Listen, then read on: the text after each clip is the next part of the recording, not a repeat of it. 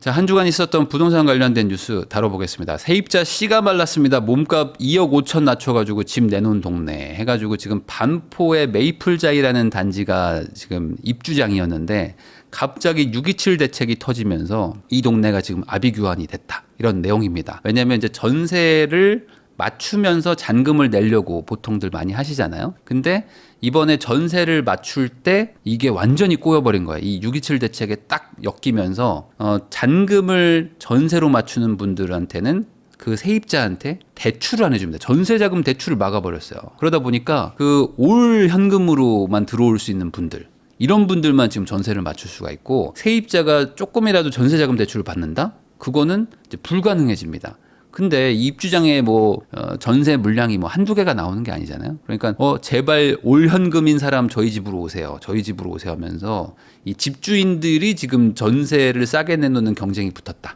그러면서 지금 순식간에 시세보다 한 2억, 3억 막 내려가서 계약이 되고 있더라라는 이야기입니다. 꼭 메이플자이뿐만 아니라 다른 데들도 마찬가지고 하반기에 지금 입주장인 곳들도 지금 걱정이 많죠. 자, 빌라 두 채 집주인도 전세 반환 대출이 0원이다. 해가지고 세입자는 보증금 떼일까 불안. 그러니까 이게 뭐냐면 지금 다주택자는 대출을 아예 다 막아버렸어요.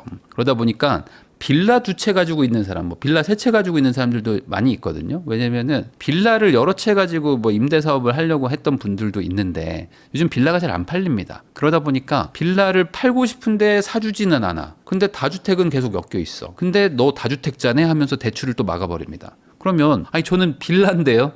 저는 오른 것도 없고 저는 지금 이거 빨리 팔고 싶어서 미치겠는데요. 그럼 차라리 내 걸 가져가라. 이런 얘기를 하시는 분들이 많습니다. 그러니까 그런데도 이제 아파트랑 같이 엮여가지고 빌라도 주택, 아파트도 주택. 그러니까 주택은 다주택자니까 전세 반환 대출 하지 마. 이러면서 또 빌라가 또 한 번 얻어맞고 있습니다. 자, 갭 투자 막히자 전세 승계 매매로 우회된다. 이런 것처럼 지금 이제 그 꼼수들을 찾아가지고 하고 있습니다. 뭐냐면 이제 전세를 먼저 맞추고 그 다음에 소유권을 바꾸고 이런 것들입니다. 그래서 이런 건 이제 기존의 구축들은 이런 걸 할 수가 있어요. 근데 이제 신축으로 새로 이제 준공하는 거. 이건 지금 이게 안 됩니다. 그러다 보니까 신축 준공한 말 그대로 이제 큰 좀 요즘 가장 선호하는 신축 대단지 이런 데들이 지금 전세 시장이 지금 난리가 났고, 오히려 이제 기존의 구축이라고 해야 될까, 이미 지어놓은 아파트들은 어떻게 좀 꼼수를 써가지고 세입자가 전세 자금 대출을 받을 수 있게 하고 있다라고 보시면 됩니다. 자, 집값 밀어올린 전세 대출을 손본다. 갭 투자 막고 고액 전세 차단. 그러니까 갭 투자를 지금 막겠다라는 게 정부의 어떤 의지인 것 같기는 한데, 이거를 이제 막으려고 한다는 거는 어쨌든 월세를 살게 하든지 아니면 이제 실거주를 하라는 거잖아요. 근데 월세를 주려고 봐도 사실 이게 내 현금을 전체를 다 집어넣어서 집을 산 다음에 월세 주는 사람은 거의 없습니다. 대부분 이제 주담대를 받아서 주담대 받고 이자가 나오죠. 이 이자를 월세로 충당하려고 하는데, 이제는 주담대를 받으면 6개월 안에 전입을 해야 돼요. 그러니까 이제 앞으로 집 사시는 분들은 대출 받아서 월세도 못 줘요. 대출 받아서 월세도 못 주고 갭 투자도 못 하게 하고, 그럼 이제 방법은 이제 실거주밖에 없는 거죠. 실거주하러 들어가라. 라는 정책이라고 보시면 됩니다. 전세 월세 주지 말고 들어가서 살아. 그럼 이제 살기 좋은 동네들은 실거주자들이 막 들어오겠죠. 그럼 그 동네에 있는 전월세 매물이 많이 사라지겠죠. 그러면 이제 또 어떻게 되는 거냐라는 이제 이 부작용들이 생길 텐데 모르겠습니다. 어쨌든 지금 정부는 약간 이런 쪽으로 가고 있는 것 같아요. 실수요자 청약 기회 늘린다더니 돈 없으면 줍줍도 그림의 떡이다. 그래서 지금 이제 줍줍도 하시면 안 됩니다. 이제 하면은 큰일 나. 위험해. 왜냐면 이제 그게 준공할 때 전세를 보통 맞춰가지고 어떻게든 좀 해결을 해보려고 잔금을 치르려고 하는데, 이제는 현금을 많이 가지고 있는 분들만, 지금 대출이 6억밖에 안 되기 때문에 잔금 대출 6억 한도 안에서 적용을 한다라고 하니 이제 줍줍도 조금 좀 위험한 거죠. 이제 나중에 전세 맞춰서만 12억 전세 맞추고 어떻게 해봐야지 이런 부푼 꿈을 꾸셨던 분들도 6억 안에서 내가 잔금을 치를 수 있을까? 이런 고민들을 좀 해보셔야 된다는 겁니다. 자, 우리까지 왜 막았냐 하면서 평택, 양주 등 수도권 외곽도 대출 규제 한숨을 쉰다. 그러니까 이게 대출 규제라는 게 기본적으로 이제 수도권이냐 수도권이 아니냐 이런 거잖아요. 그러면 수도권은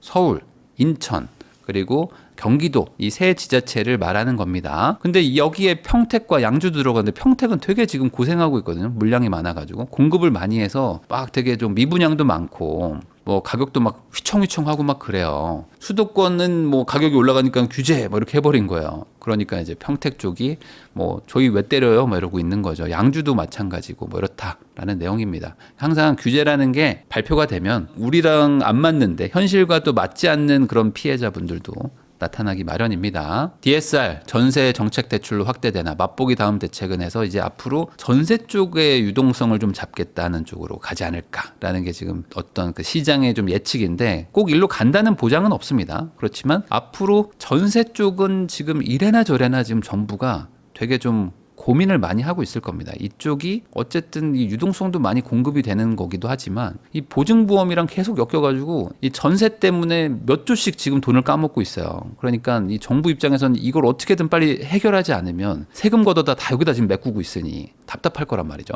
자, 주담대 6억 룰 공급 타격 부메랑 되나 청약도 재건축 재개발도 먹구름이다 해서 지금 이게 주담대 6억이라는 게 어찌 보면 이제 극약 처방으로 속도를 늦추는 정책인 건 맞지만 공급을 하려고 보면요 결국에 누군가 분양을 받아줘야 되는 거 아닙니까? 그리고 이제 재건축을 하고 재개발을 해가지고 있는 집을 부시고 좀 더 짓든지 해야 될 거잖아요. 그러면 어떻게든 그 잔금을 치를 수 있게 해줘야지만 공급들을 많이 할 텐데 이 주담대 6억이 딱 막혀버리면서 잠깐만 난 그럼 잔금 치르기 쉽지 않겠는데 전세 맞추기 쉽지 않겠는데 그럼 우리는 공급 안 해버릴 수도 있는 거죠.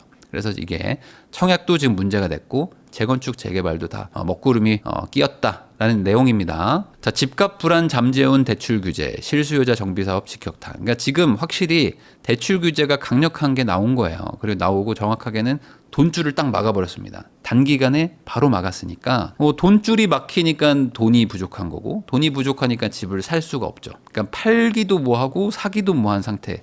라고 보시면 되겠습니다. 그러니까 당연히 한 달 전만 해도 집값이 막 폭주하고 있었단 말이에요. 막 하루 걸러서 막 몇 천씩 올라가고 일주일마다 막 1억, 2억씩 올라가는 말 그대로 정말 단기 과열장이었죠. 그게 지금 어쨌든 잠잠해진 거는 맞다. 그러니까 이렇게 극약 처방을 써야지만 이렇게 분위기가 바뀌지 안 그러면 잘 안 바뀌는 건 맞거든요. 근데 이제 극약 처방이라는 건 항상 또 부작용이 생기는 거니까 그러면 이제 앞으로는 어떻게 할 건데? 라는 게 이제 의문인 겁니다. 자, 집 사지 말라니 누가 짓냐? 나중에 누가 책임지냐? 뭐 이런 기사들도 막 나오고 있습니다. 그러니까 이제 또 착공도 안 되고 뭐 분양도 안 되고 막 이런 일들이 일어날 거예요. 그래서 지금 다음번 정부가 대책을 내놓는다고 한 게 공급 대책이니까 너네 잠깐만 멈춰봐. 내가 이제 공급 대책 하나 쏟아낸다. 지금 여기까지는 온 겁니다. 이번 공급 대책이 되게 중요하겠죠.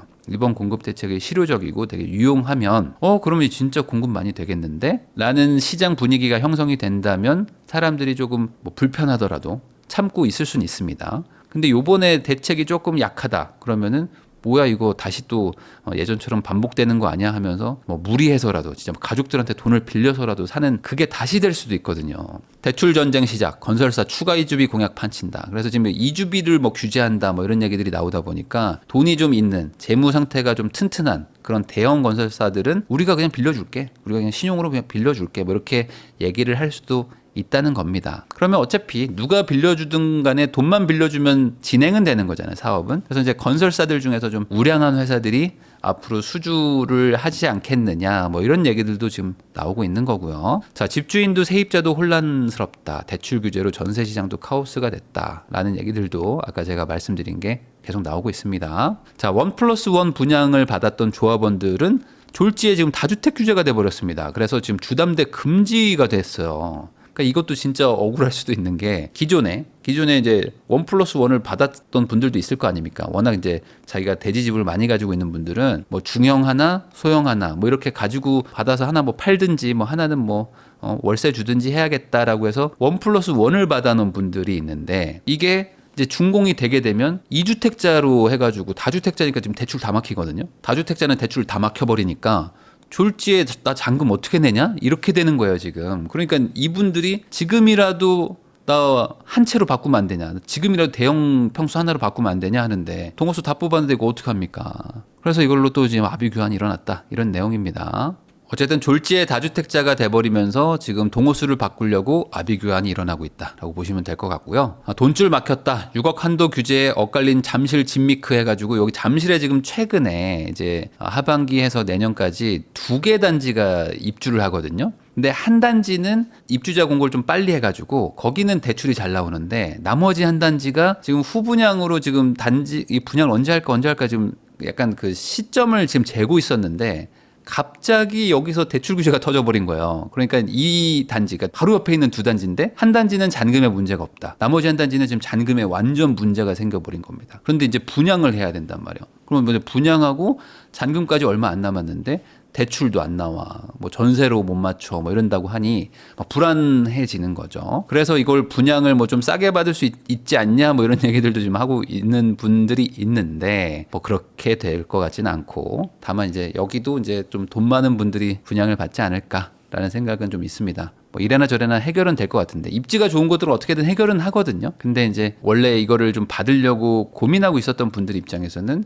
돈이 없으면 이제 못 받게 되는 거니까 상대적으로 이제 돈 많은 분들이 좀 당첨이 될 확률이 높다. 자, 서울 집값 상승세 일단 멈춤. 후속 정책 없이는 집값 못 잡는다라는 기사들도 나오는데 결국에 후속 정책이 중요합니다. 후속 정책이 뭐가 나오느냐. 특히 이제 공급이 유의미하게 나올 것이냐. 이게 지금 핵심이고 여기서 공급 대책이 그냥 과거처럼 뭐 250만 채, 뭐 270만 채 공급하겠다. 근데 어떻게 할지 모르겠다. 이런 식으로 가버리면 저는 이제 다시 한번 시장이 일단 정지했다가 다시 간다라고 봅니다. 원수에게 권한다 지역주택조합을 이제 한번 찾아봤더니 그리고 전수조사 한번 돌려봤더니 30%가 분쟁 상황이고 거의 50% 정도가 지지부진한 뭐 그런 게 통계가 나왔다고 합니다. 그만큼 이 지주택이라는 게 원래 문제가 많았어요. 거의 안 된다. 물론 잘 돼가지고 뭐 성공적으로 끝난 단지가 없는 건 아니지만 대부분 지주택으로 잘 됐다라고 말을 듣는 경우가 거의 없었다. 그래서 이 분쟁 상황도 많고 이것 때문에 뭐 돈을 잃은 분들도 많고 분담금이 너무 많이 나와가지고 그냥 차라리 신축을 사는 게 낫다라고 할 정도로 비싸게 막 분양받고 하는 경우들이 많아서 이걸 원수한테도 잘 권하지 않는다라고 했던 게 지주택이거든요. 근데 이 지주택도 이제 45년 만에 수술대에 오른다. 라는 내용이 나옵니다. 이게 이재명 대통령 후보 시절이었던가요? 그때 뭐 지주택 관련해서 막 그 시위하는 분들이랑 어떻게 얘기할 기회가 있었던 걸로 제가 알고 있습니다. 그때 지주택 너무 문제 많다라고 해가지고 이재명 대통령 당선되고 나서였나? 전이었나? 하여간 이 제도를 좀 바꿔야 되겠다, 손 좀 봐야 되겠다라고 말을 해서 이번에 좀 바뀌는 것 같아요. 이 제도는 좀 아무래도 저도 문제가 많다고 생각되기 때문에 이거는 좀 막는 게 개정을 좀 하는 게 맞지 않나라는 생각이 좀 있습니다. 자, 재건축 재개발 대출 막으면 공급 위축. 국토부가 의견을 냈다. 이건 뭐냐면 이제 국토부 입장에서는 이제 공급을 해야 되는데 대출 규제 이렇게 하면 어떡해요? 라고 하면서 이제 금융위에다 의견을 냈는데 이런 규제가 나와버린 거야. 그러니까 이제 국토부 입장에서는 이제 골치 아파진 거죠. 아니, 나는 지금 공급을 많이 해야지 실적이 나오는 부서인데 대출 이렇게 해버리면 어떡합니까? 라고 하면서 지금 이제 이견이 생기는 건데 이런 이견이 내부적으로도 있다면 아무래도 좀 예외 규정도 좀 나오지 않을까라는 생각도 좀 들고요. 자, 627 대책 6억 제한 직격탄. 서울 12억 이상 아파트 매매가 확 줄었다. 지금 서울의 거래량도 많이 줄었고 12억 이상 넘는 아파트는 현실적으로 대출이 6억으로 제한되기 때문에 쉽지가 않다라는 생각을 좀 하시겠죠, 아무래도. 그러면 이제 반대로 12억 이하의 물건들은 거래 제한이 별로 없기 때문에 상대적으로 유리한 그런 포지션이라고 보시면 되고요.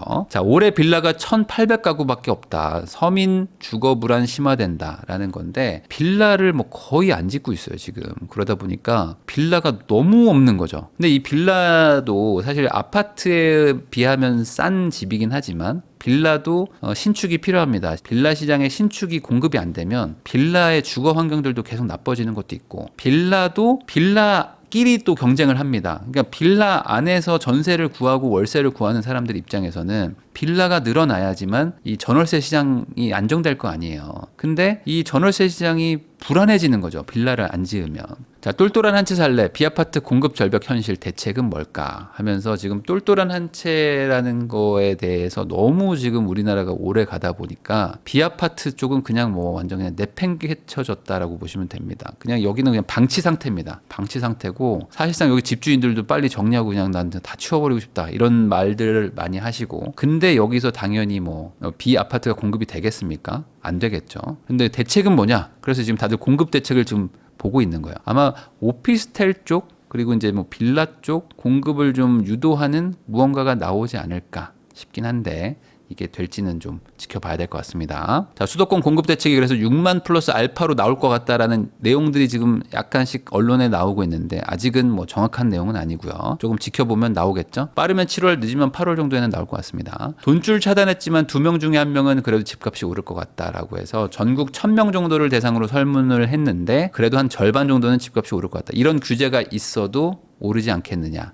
왜냐면 이제 입주 물량도 좀 부족하고 그리고 이제 금리도 막 내려가고 하는 분위기라서 집값이 오를 것 같다라고 말하는 분들이 한 50%는 된다는 얘기입니다. 자, 주담대 6억 이하로 묵자 서울 아파트 거래 건수가 65%가 뚝 떨어졌다. 지금 그러니까 3분의 1이 된 거예요. 거래 건수가. 물론 최근 한 5월, 6월 달에는 거래량이 연 평균보다도 훨씬 높았습니다. 그러니까 평균보다도 높았었던 게 팍 줄었기 때문에 3분의 1이 된 거지. 원래 그 지금 최근 요 몇 개월을 빼고 나면은 뭐 비슷한 정도에서 살짝 좀 내려갔다?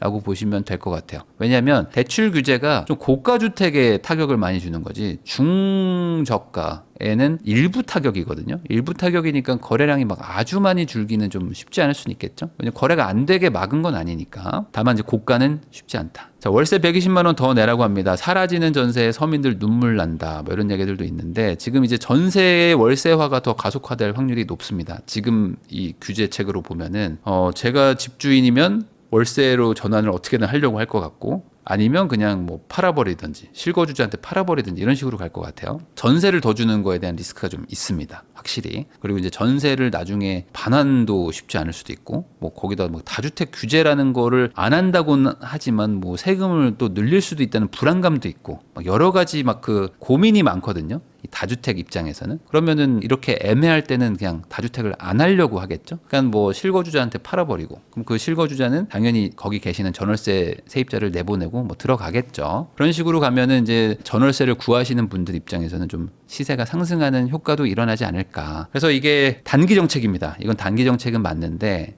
이 안에서 뭔가 답을 찾아내지 않으면 이제 또 이 여론이 또 확 안 좋아질 수가 있어서 정부도 지금 좀 약간 골치 아픈 상황일 것 같다. 그래서 아마 대책을 잘 내야 될 텐데 뭐가 나올지 한번 지켜보시면 좋을 것 같습니다.